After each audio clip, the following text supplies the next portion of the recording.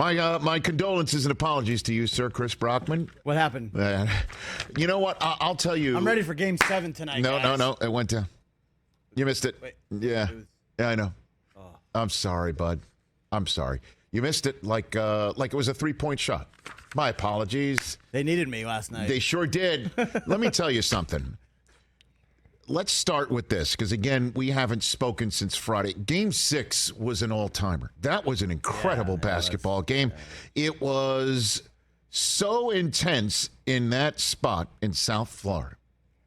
And the way it ended with Jimmy Butler getting 3 shots from the free throw line after it looked like he was fouled on a 2-point shot, and after further review, actually, you know what, he was fouled, and you know what, it was a 3-point shot, so he gets 3 shots, but guess what? We're going to put just a little bit less than a second back on the clock, and when that happens, usually you think that doesn't mean very much, until Derek White comes in off of an inbounds pass to Marcus Smart, who damn near made the 3 to win it on the spot, in and out, and the guy who inbounded it, Derek White, unfettered, puts the ball back up and in with no time left.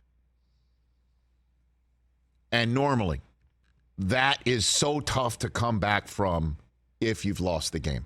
It is so tough, one would think, to come back from that if you've lost the game and the 2 previous games after you went up 3-0.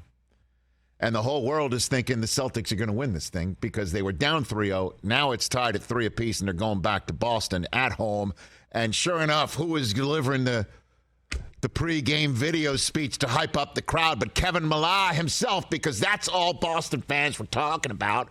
Shades of 2004. As Chris was all over that when it was 3-1. You said it was smelling like 2004. The whiff was in the air. But the Heat opened the window and let the crosswinds come in, and not only did it blow 2004 out the door, but there was a side of the barn that the Celtics couldn't hit. Now, Jason Tatum turning his ankle damn near off of the jump was huge. I mean, talk about all the bad luck. For him to come down on Gabe Vincent's foot, what was that, 40 seconds into the game? Pretty much. I mean, right off the bat. And you could see it on his face. The look on Jason Tatum's face was, I can't believe this just happened. Because he knows on the spot what this means, how it feels. And he was, as he said after the game, a shell of himself.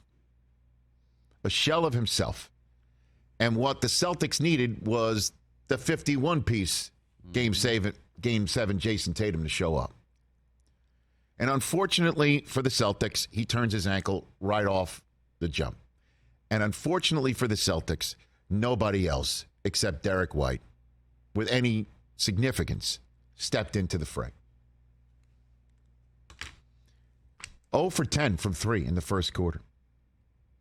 That's a wrap. Well, it was just a 7-point lead for the Heat, and I was turning to Coop because we were listening to it on the way home from where we were on Monday, listening to Doris Burke, who's joining us in about 14 minutes' time. My 12-year-old is the diehard Celtics fan that Susie indoctrinated in our family, if I may use those words. And I turn to him, I'm like, you're lucky to be down 7. So that's good. That's the good news here. The bad news is that's as close as the Celtics ever came. 7 points. That's it. They were never closer than 7 the rest of the night. Jaylen Brown, it's going to be a fascinating, offseason here. As there's a Supermax contract that was on the table, and Jaylen Brown had 19 points on 23 shots. He made 8 field goals, as many as he had as turnovers. 8 field goals, 8 turnovers. I mean, that's the bugaboo from the Celtics. If they can't make threes and they can't hold on to the basketball, they lose. If they make threes and they don't turn it over, they win. That's the formula for the Celtics the last couple years. Pretty simple. That's it. And I know you could say that's as simple as everybody else in the league. But not. It's more so. More so them. Yeah. Did you hear what Shaq said after the game last night? No, I didn't watch He said after the game last night. Now, did you see this? You're laughing already? You saw this? I'm laughing at him, and I'm laughing at what you were about to say. Because he said, when he played, if the team went 0 for 10 from the three-point line after the first quarter, he's calling him into the huddle and saying, anybody who takes a three-point shot from here on out gets punched in the face. I'm punching you in the face. I'm punching you in the Let's face. make easier shots. Let's funny. get into a rhythm. Yeah, that's not what our team does. Because that ain't there tonight. That's not what this team does. I can't believe it. I looked this up after the game last night, and I looked it up again today to make sure I saw this correct. They shot 9 of 42, and I thought, is that for the last couple games, last 3 games of the series? That was just yesterday. Last night, Yeah. 9 of 42 from 3. They hoisted 42 three-point shots last night. And it's just like, Rich, you're only surprised because you didn't watch all 70 of 82 their games. Yeah, I you got didn't it. watch 70 of their games this year. 42 shots from three-point line in Game 7. And then I know we're falling into the trap that Nuggets fans got upset about, which is we're talking about the team that lost. Because the team that lost is one of the more famous franchises world round.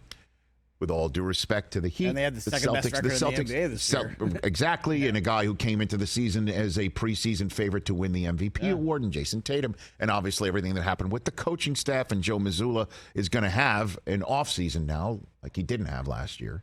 Oh, and he'll be back. a coach. He'll be back. Oh, I think so. Yeah, I think he's earned his stripes. I think so. Yeah. And the players after the game last night were singing his praises. Yeah. Catch the Rich Eisen Show every single day on the Roku channel, 12 to 3 Eastern, for free.